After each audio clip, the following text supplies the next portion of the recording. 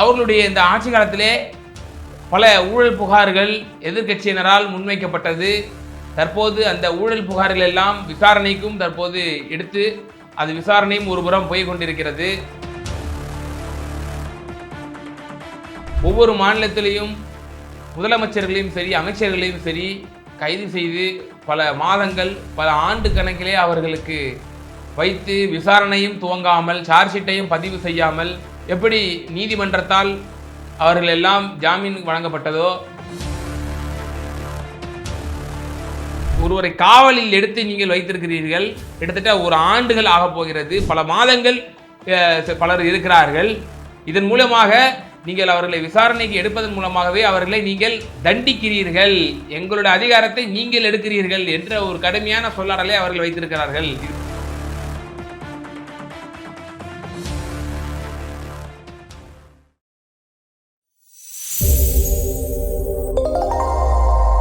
வணக்கம். ஒரு காலகட்டத்திலே என்ஃபோர்ஸ்மெண்ட் டைரக்டரேட்டுக்கு அல்லது சிபிஐக்கு அந்த வழக்கு செல்கிறது என்று சொன்னால் ஒரு நீதி கிடைக்கும், அல்லது விசாரணை என்பது மூர்க்கமாக செயல்படுவார்கள், அதில் ஒரு முன்னேற்றம் ஏற்படும், அதனால் ஒரு நீதி கிடைக்க வாய்ப்புள்ளது என்ற ஒரு எண்ணம் மக்கள் மத்தியிலே பரவலாக இருந்து வந்தது. ஆனால் காலப்போக்கிலே ஆளும் ஆட்சியாளர்கள் தங்களுடைய அரசியல் லாபத்திற்காக அந்த இயந்திரங்களை எல்லாம் தங்களுடைய சுயலாபத்திற்காக பயன்படுத்திக் கொள்கிறார்களா என்ற ஒரு தொடர் அந்த இயந்திரங்களுடைய செயல்பாடுகளுடைய எதிரொலியாக கேட்க தோணுகிறது.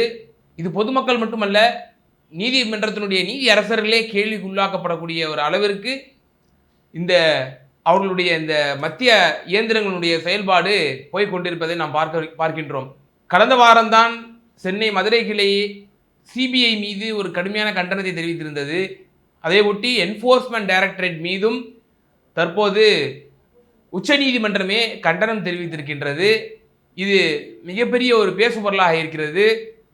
மத்திய இயந்திரங்கள் மிஸ்யூஸ் செய்யப்படுகின்றனவா, அவைகள் நீதிக்காக நேர்மைக்காக செயல்படுத்தப்படாமல் அரசியல் லாபத்திற்காக செயல்படுத்தப்படுகின்றனவா என்கிற பல கோணத்திலே இந்த வீடியோவிலே நாம் பதிவுகளை பார்க்க போகிறோம்.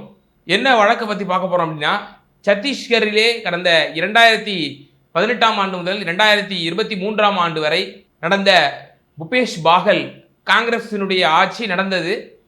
முதலமைச்சராக திரு பூபேஷ் பாகல் அவர்கள் இருந்தாங்க. அவர்களுடைய இந்த ஆட்சி காலத்திலே பல ஊழல் புகார்கள் எதிர்க்கட்சியினரால் முன்வைக்கப்பட்டது. தற்போது அந்த ஊழல் புகார்கள் எல்லாம் விசாரணைக்கும் தற்போது எடுத்து அது விசாரணையும் ஒரு புறம் போய் கொண்டிருக்கிறது. கடந்த 2019 ஆண்டு முதல் 2022 ஆண்டு வரை மது விற்பனையிலே மதுபான கொள்கையிலே பல ஊழல்கள் நடந்திருக்கின்றன.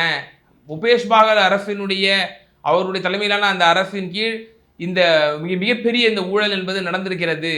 இதில் கிட்டத்தட்ட 2000க்கும் மேற்பட்ட கோடிகள் ஊழல் செய்யப்பட்டிருக்கின்றன என்ற ஒரு குற்றச்சாட்டை எதிர்க்கட்சியினர் வைத்திருந்தனர். அதை ஒட்டி அமலாக்கத்துறை விசாரணை அது செய்து கொண்டிருக்கிறது.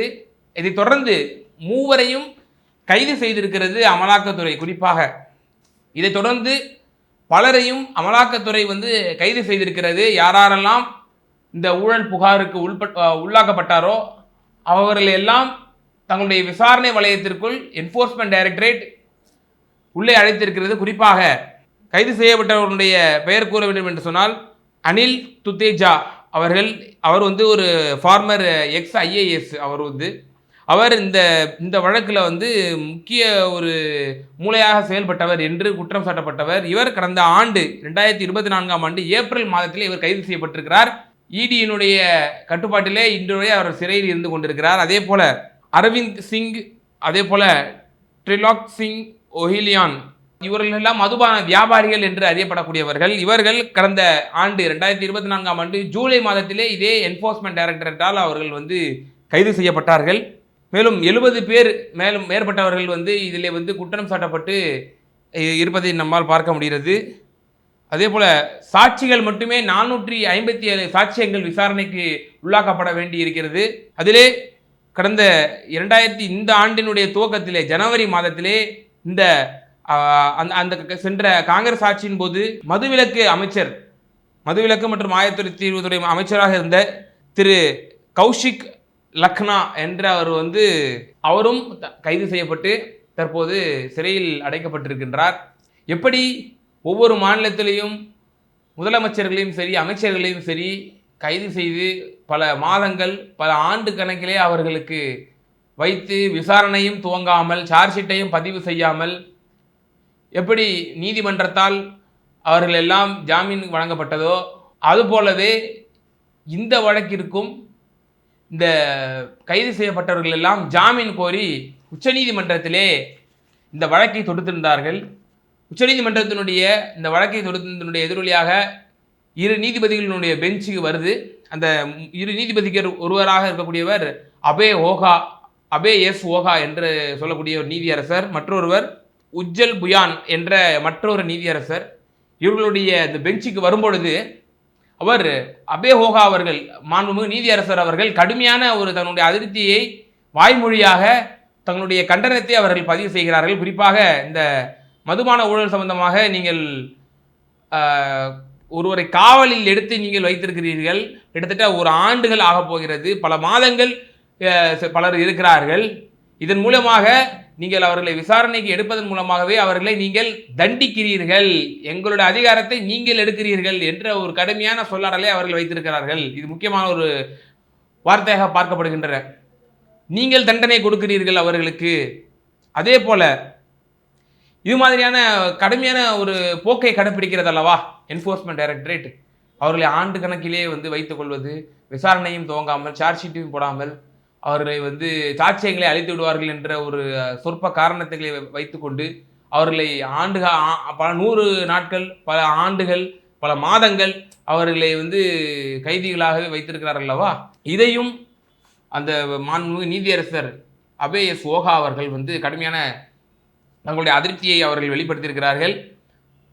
இவர்கள் ஒன்றும் பயங்கரவாத அல்லது 3 கொலை வழக்கு உடையவர்கள் அல்ல என்ற ஒரு கடுமையான ஒரு சொல்லாடலையும் அவர்கள் வாய்மொழியாக இந்த பதிவையும் அவர்கள் பதிவிட்டிருக்கிறார்கள் இந்த விவகாரத்திலே. அதே போல கூடுதலாக மற்றொரு வாதத்தையும் வைத்திருக்கின்றார்கள். இதுதான் ஒரு மிக மிக மிக முக்கியமாக பார்க்க வேண்டியவை. என்ஃபோர்ஸ்மெண்ட் டைரக்டரேட் இந்த ஊழல் புகாரின் மூலமாக, இந்த மதுபான கொள்கையினுடைய ஊழல் புகார் மூலமாக குற்றம் சாட்டப்பட்டிருப்பவர் கிட்டத்தட்ட அதன் மூலமாக 40 கோடி ரூபாய் இதன் மூலமாக ஊழல் செய்திருக்கிறார், 40 கோடி ரூபாய் அவர் சட்டவிரோதமாக சம்பாதித்திருக்கிறார் என்ற ஒரு குற்றச்சாட்டை இதிலே சேர்த்திருக்கிறது.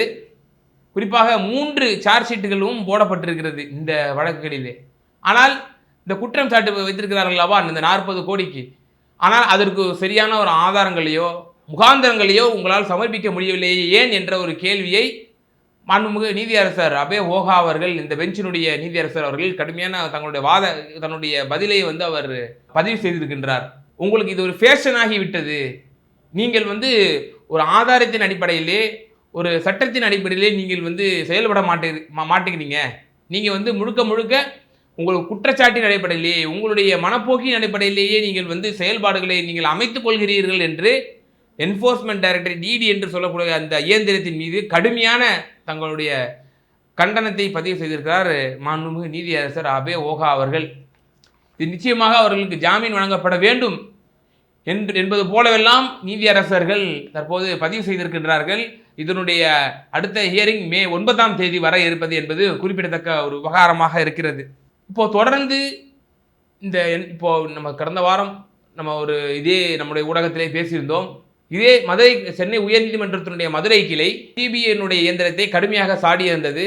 நீங்கள் ஆதாரத்தின் அடிப்படையிலே உங்களுடைய செயல்கள் அமையவில்லை, நீங்கள் உங்களுடைய புனித தலைமையை நீங்கள் கெடுத்துக் கொள்கிறீர்கள், மக்கள் உங்கள் மீது நல்ல அபிப்பிராயம் வைத்திருக்கிறார்கள், ஆனால் நீங்கள் அதை கெடுக்கும் விதத்திலே உங்களுடைய செயல்பாடுகள் அமைகின்றன என்று கடந்த வாரம்தான் மதுரை கிளையினுடைய நீதியரசர் கடுமையான கண்டனத்தை தெரிவித்திருந்தார். அந்த வழக்கினுடைய சுருக்கத்தை மட்டும் நான் இங்கே பதிவு செய்ய விரும்புகிறேன். நெல்லை பாளையங்கோட்டத்திலே ஸ்டேட் பேங்க் ஆஃப் இந்தியாவில் 2 கோடி ரூபாய் முறைகேடாக லோன் பெற்று, போலியான ஆவணங்கள் மூலமாக லோன் பெற்று, பிறகு அதை அந்த பேங்கிற்கு நஷ்டத்தை ஏற்படுத்தி விட்டார்கள் என்ற ஒரு நோக்கத்தோடு தான் அந்த சிபிஐ வழக்கு இதன் மூலமாக பதியப்பட்டு நடத்தப்பட்டது. இதிலே 13 பேர் குற்றம் சாட்டப்பட்டனர். பிறகு 8 பேருக்கு தண்டனை விதிக்கப்பட்டது கீழமை நீதிமன்றத்திலே. அதன் பிறகு அவர்கள் மேல்முறையீட்டிற்கு மதுரை கிளையை நாடுகிறார்கள். அந்த கன்விக்டான 8 பேர் அவர்கள் மேல்முறையீடு செய்கிறார்கள். இதில் எல்லாம் வங்கியினுடைய மேலாளர்கள் உட்பட வங்கி அதிகாரிகள் எல்லாரும் அதில் உள்ளடங்கி இருக்கிறார்கள். அவர்கள் மதுரை கிளையை அணுகிறார்கள். மதுரை கிளை வரும்பொழுது அவர்கள் உத்தரவிடுகிறார்கள், இது 8 பேரையும் விடுதலை செய்யுங்க. ஏனென்றால் நீங்கள் சரியான ஒரு முகாந்திரத்தை, நீங்கள் ஆதாரத்தை நீங்கள் சமர்ப்பிக்கவில்லை, முக்கிய குற்றவாளிகளை நீங்கள் தப்பிவிட செய்கிறீர்கள் என்ற ஒரு கடுமையான தங்களுடைய வாதங்களை மதுரை கிளையினுடைய நீதியரசர்கள் இதே சிபிஐயின் மீது கடுமையான கண்டனத்தை தெரிவித்திருந்தது.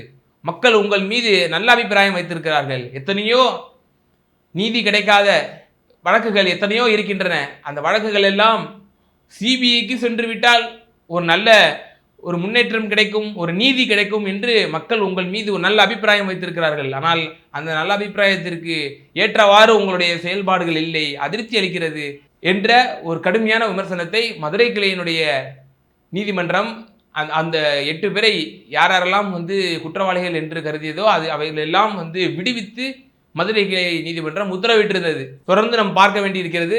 ஏற்கனவே சிபிஐயும் நீதிமன்றத்தால் அவர்களுடைய செயல்பாடுகளில் குறைபாடு இருக்கின்றன, அரசியல் உள்நோக்கம் இருக்கின்றன என்ற ஒரு விமர்சனத்திற்கு உள்ளாக்கப்பட்டிருக்கிறது. அதே போல இடியாக இருக்கக்கூடிய என்ஃபோர்ஸ்மெண்ட் டைரக்டரேட்டும் இந்த விமர்சனத்திற்கு உள்ளாக்கப்பட்டு நேற்று தினம் அபே ஹோகா அவர்கள் கடுமையான ஒரு விமர்சனத்தை இடியின் மீது வைத்திருக்கின்றார். ஆகையினால தொடர்ந்து இந்த மத்திய இயந்திரங்கள் கேள்வி உள்ளாக்கப்பட்டு வருது. இந்த முழுக்க எதிர்கட்சியினருக்கு மட்டுமே இது செலுத்தப்படுகிறது அப்படிங்கிற ஒரு கடுமையான ஒரு விமர்சனத்துக்கு உள்ளாக்கப்படுவதை நீதிமன்றமே ஊர்ஜிதப்படுத்துகிறது. கிட்டத்தட்ட 93% வழக்குகள் எதிர்கட்சியினர் மீதே வைக்கப்படுகின்றன. வழக்குகள் பதிவு செய்யப்பட்டாலும் 2% கீழே தான் அவர்களுக்கு இறுதியான வெர்டிக்ட் கிடைக்குது, தீர்ப்பு கிடைக்கிறது.